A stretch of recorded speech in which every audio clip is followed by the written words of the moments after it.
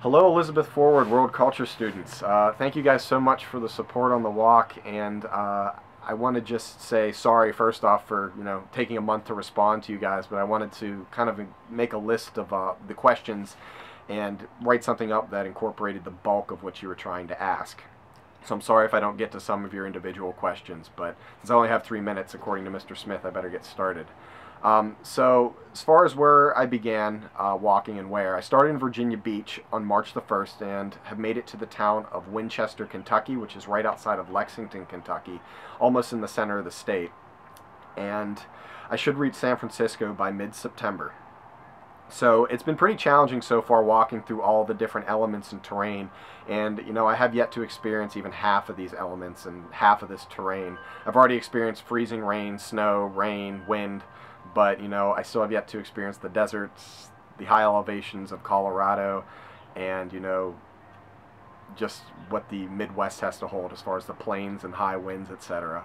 But with that being said, most of my gear is made up of things that'll kind of keep me safe during Mother Nature's mood swings. So I have a lot of lightweight rain gear, lightweight camping gear, and with that being said, all this stuff has to be waterproof because water gets into somewhere and it can just mess you up. And this kind of goes into what I'm going to say next. I've been off for the last 2 weeks. I'm starting back up April 18th. I got my left foot wet and I was unable to change my socks, and I got this nasty infection on my left foot, so I've been kind of incapacitated. But this kind of has to do with the biggest challenge of my trip so far. Now, suffering a physical injury is certainly difficult to face, especially when it incapacitates you for 2 weeks. But the true challenge of this walk is mentally accepting physical setbacks such as this injury and learning from them, taking time to recover when you want to push forward, and realizing that the purpose of the walk still remains even in the time when you're technically not walking, or when I'm not walking. Using wisdom when it comes down to using your mind over matter has been the true challenge, at least for me. The final set of questions that I want to address has to do with the people I've met and their morals. In the past month and a half, I have met an array of different people. All of them have different beliefs and outlooks on life, but the vast majority have been nothing short of respectful, helpful, kind, and generous.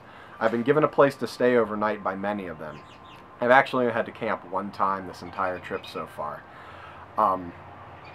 Since I'm walking for suicide and mental illness, this is often the topic of discussion when I meet somebody new for the first time. It's interesting to see different reactions from different people about my mission, and I want to say that at the least 90% of the people I have met can relate to the impact of mental illness on their lives or somebody else's life that they know. Among this estimated 90%, every single person has their own way of coping, understanding, and accepting it. But many of the ways I've noticed people accept a loss to suicide, for instance, is through their spirituality. When meeting new people, it is a rewarding experience to hear their stories. All are very unique, but what truly sets the stories apart is the way the story is interpreted through the spirituality and culture of the storyteller. There are many religious views that people share with me on the road as well, but where religion is an organized set of beliefs, I've noticed that the morals of those I meet as well as myself come from the unbinding chains of individualized spirituality. And I can tell you one thing, that mine has definitely grown throughout this journey. The same with my morals. I personally consider myself a man of a Christian faith and of Christian values, but I'd be interested to see whether or not my actions and the spiritual enlightening I gain along this journey would coincide with the foundations and morals of many other different religions and cultures, such as Buddhism or Hinduism. I think I've already gone over my 3 minutes, so I hope what I've already said reaches you guys well.